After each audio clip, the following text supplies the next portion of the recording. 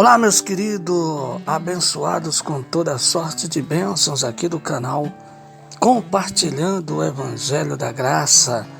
Olha, nós mais uma vez chegando com mais uma reflexão, uma mensagem em vídeo para você, tá bom? Graças a Deus, irmão Carlos Silva, aqui do canal, compartilhando o Evangelho da Graça. Eu quero aqui, primeiramente, como de praxe, todos os dias, quando a gente grava nossas mensagens, nossas reflexões, agradecer o eterno Papai por mais uma mensagem que Ele está nos dando para entendimento, para edificação do nosso espírito. Quero aqui trazer a você e comunicar a você que as nossas mensagens, elas são simples, são mensagens da Epístola de Romanos, que nós trazemos, onde Paulo escreveu para um tempo, para uma época, e nós analisando essas passagens e o entendimento que o Espírito do Pai nos faz entender para nossas vidas, de que maneira nós vivemos hoje essa graça. Nós sabemos que hoje nós vivemos no Espírito, reinando em vida através do Evangelho. O Evangelho é que transforma a mente do homem. Hoje nós vivemos em novidade de vida. E o que é, meu querido, viver em novidade de vida? Será que viver em novidade de vida é você viver praticando algo físico? Não. Viver em novidade de vida é você viver em amor, em harmonia, em união, em comunhão com o próximo, com as pessoas, sem olhar o credo, sem visualizar o que a pessoa é no físico, mas vendo ela por dentro, não por fora. Pois o próprio Cristo, quando ele esteve na carne, ele disse assim, um certo dia, no ano 33, Melhor dizendo, no ano 33, ele disse para os discípulos, e lá para os fariseus, estava com os discípulos e para os fariseus, ele disse, olha, vocês olham o exterior, se preocupam muito com o exterior, mas esquecem o interno, o interno, Isso, se preocupam com o externo, mas o interno vocês não se preocupam. O interno está cheio de rapinas, cheio de mágoas, de rancor, de ódio, de soberba. Está totalmente podre por dentro. Foi mais ou menos isso que Cristo quis dizer para os fariseus da época. E a gente vê isso acontecer em nossos dias que vivemos, na nossa atualidade. Veja que isso Jesus falou para uma época, para um tempo. Não estou trazendo para o futuro, que lá o que se passou foi um texto, algo que na geração do Cristo de Nazaré. Mas olhando bem para essa passagem histórica, a gente vê que no nosso tempo nós amamos de viver no meio de um povo corrupto, de um povo soberbo, de um povo egoísta, de um povo legalista, de um povo sofrido, escravizado por tradições, por crenças, por tantas outras coisas. E o apóstolo Paulo, depois que Cristo morre, ressuscita, o apóstolo Paulo, que antes era Saulo, teve um encontro no caminho de Damasco com Cristo ressuscitado, onde recebeu a revelação da graça de Deus. E essa revelação ele procurou passar para os irmãos, os gentios, os irmãos de cada cidade que ele ia. Ele foi na cidade de Roma, e na cidade de Roma ele procurou aconselhá-los, os irmãos ali, exortá-los, para que eles pudessem entender verdadeiramente o caminhar agora, como seria, já que o Cristo tinha morrido e ressuscitado, mas ele estava presente com a sua essência, habitando nos verdadeiros templos. E o maior ensinamento que ele deixou foi a lei espiritual, que foi o amor. Por isso, o apóstolo Paulo, aqui na carta de Romanos, no capítulo 8, agora o versículo 20, ele vai trazer, nós vamos falar desse tema, um tema maravilhoso, o plano da salvação. Mas esse plano da salvação foi para uma época. Ainda não tinha se cumprido a redenção, porque ainda estava a lei, estava de pé. O juízo de Deus ainda não tinha vindo. Ou seja, isso aqui, Paulo vai começar a conversar com os irmãos de Roma ali. E ele diz, e nós quem? Eles lá, nós sabemos que Deus coopera em tudo para o bem daqueles que amam e daqueles que são chamados segundo o seu desígnio. Porque o que de antemão ele conheceu, esses também predestinou a serem conforme imagem do seu Filho, né? a fim de ser ele primogênito entre muitos irmãos.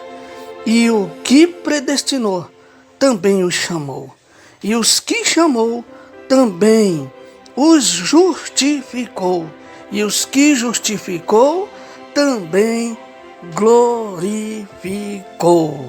Veja que palavra. Isso aqui é lindo.